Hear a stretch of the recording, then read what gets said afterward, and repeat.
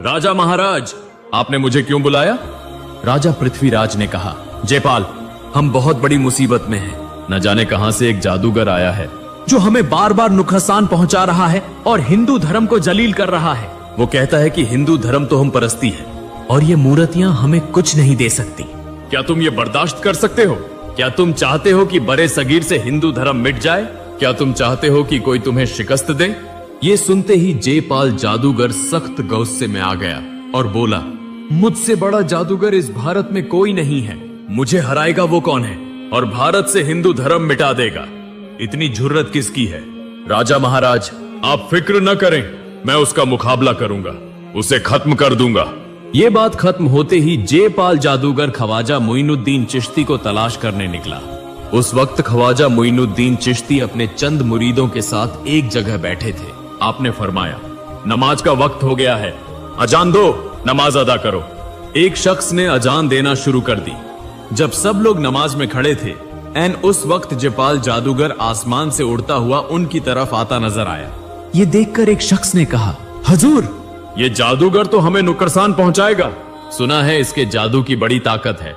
ख्वाजा मोइनुद्दीन चिश्ती ने फरमाया, तुम फिक्र न करो, अल्लाह हमारी हिफाजत करेगा। अब अल्लाह का हुक्म पूरा करो, नमाज अदा करो।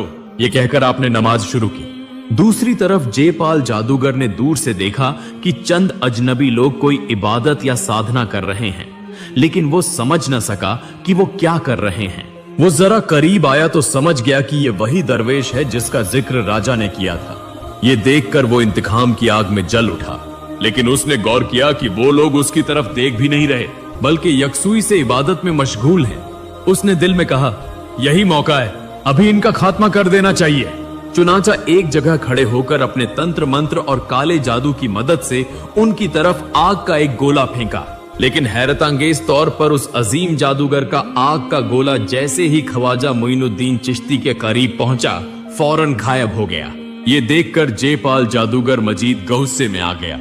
उसने फिर काले जादू से एक धूल का तूफान उनकी तरफ भेजा, मगर कमाल ये हुआ कि वो भी ख्वाजा मोइनुद्दीन चिश्ती के पास पहुंचते ही गायब हो गया। अब जयपाल जादूगर समझ गया कि ये कोई आम दरवेश नहीं है। तब उसने अपनी सारी ताकत लगाकर एक जहरीला काला जादू किया और बेशुमार अजदहे छोड़ दिए, मगर सुभान अल्लाह, अल्लाह के करम से वो सब सांप भी उनके करीब आते ही एक एक करके खत्म हो गए। इसके बाद जयपाल जादूगर ने गौर से देखा कि ये दरवेश यानी ख्वाजा मोइनुद्दीन चिश्ती ने एक लम्हे के लिए भी उसकी तरफ नहीं देखा। फिर भी उसका काला जादू उन पर असर अंदाज नहीं हो सका। तब उसने चालाकी की और दिल में कहा, सामने से नहीं, पीछे से वार करना होगा। फिर वो पीछे की तरफ जाकर तारागढ़ पहाड़ की बिल्कुल छोटी से अपने काले जादू के जोर पर एक बहुत बड़ा खौफनाक पत्थर उठाकर ख्वाजा मोइनुद्दीन चिश्ती की तरफ फेंक दिया। उसी लम्हे ख्वाजा मोइनुद्दीन चिश्ती ने नमाज खत्म करके सलाम फेरा और देखा कि पहाड़ से एक खौफनाक बड़ा पत्थर तेजी से उनकी तरफ आ रहा है।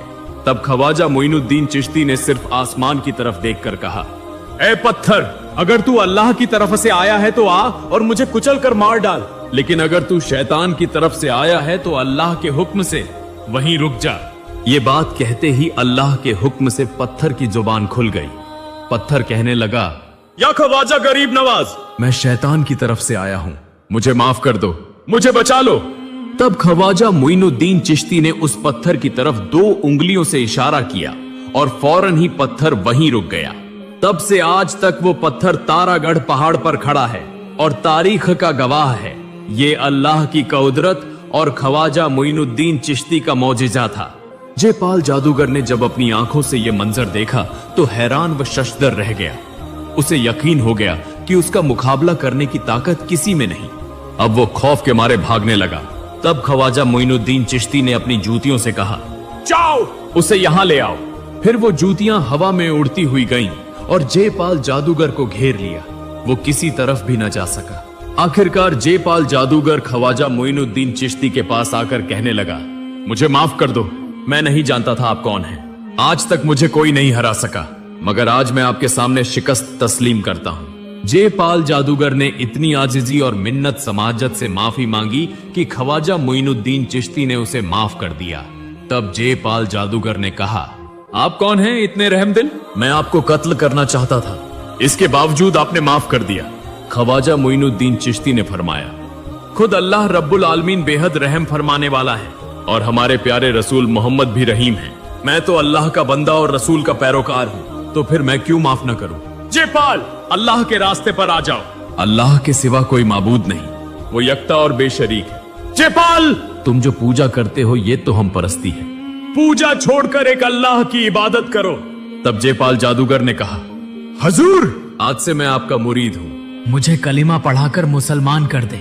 जब तक मैं जिंदा रहूंगा एक अल्लाह की इबादत करूंगा, जादू टोना और तंत्र मंत्र सब छोड़ दूंगा और अल्लाह और आपके बताए हुए रास्ते पर चलूंगा। फिर जादूगर ने इस्लाम कबूल कर लिया। तारीख के सफहात में लिखा है कि बाद में जयपाल जादूगर ने अपना नाम बदलकर अब्दुल्लाह रिया बानी रख लिया। कहा जाता है कि बाद में वो एक वली के तौर पर मशहूर हुए। फिर अगले ही दिन सारा हिंदुस्तान ये खबर सुनकर हैरान रह गया कि भारत का सबसे बड़ा जादूगर जयपाल ने